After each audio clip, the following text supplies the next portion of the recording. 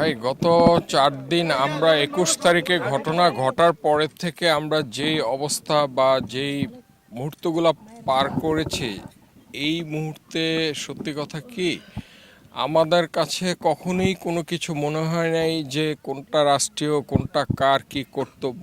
আমরা সত্যি কথা পরিবার হয়ে আমাদের ভিতরে একটাই ছিল, ওর কথা ছিল যে আমি তো চলে যাবই, আমি চলে গেলে আমাকে যত দ্রুত পারো আমাকে আমার বাবা মার পাশে সমাহিত করবা।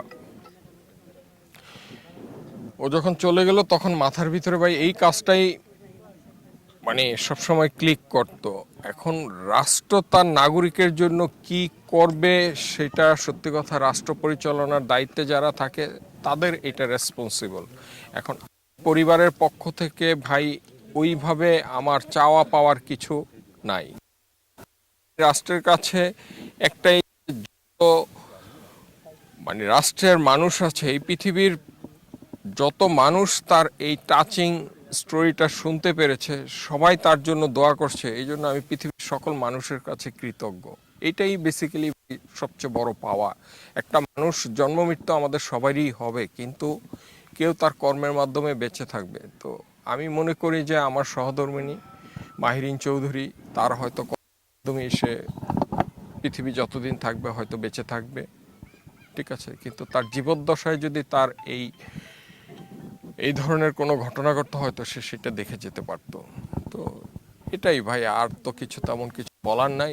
এখন আপনারা যে প্রশ্নটা করলেন এই প্রশ্নটার ক্ষেত্রে ভাই রাষ্ট্রের নাগরিক হিসেবে রাষ্ট্র চিন্তা করবে। এতে আমার পারিবারিকভাবে আমার সত্যি কথা কি খুবই ছোট বাচ্চা, হয়তো আপনারা মনে করতেছেন ফিজিক্যালি একটু গ্রোথের কারণে বড় হয়ে গেছে। আমার ছোট ছেলের বয়স 13 বছর আর বড় ছেলের বয়স হইল 15 বছর। ও জাস্ট এই জুন মাসে ওর ও লেভেলস কমপ্লিট পরীক্ষা দিল, এখনও রেজাল্ট বের হয় না। তো এখনও ওদের জাস্ট জীবনটা শুরু হয়েছিল। ওদের মেন্টর ছিল ওর মা।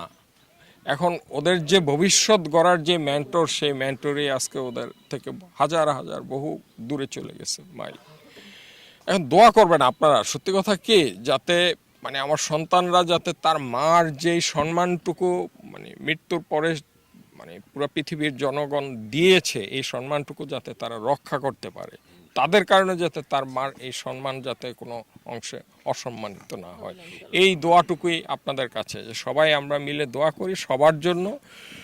এবং মাহিরিন মিস চলে গেছে, কিন্তু মাহিরিন মিসের সাথে আরও যারা শহীদ হয়েছে নিষ্পাপ বাচ্চাগুলা, ঠিক আছে, সকল শহীদদের জন্য আমাদের অন্তর থেকে অন্তঃস্থল থেকে দোয়া রইল। আমার মার জন্য খালি আপনারা দোয়া করেন, আর বেশি কিছু বলার নাই, মনে রাখেন এই এতটুকু।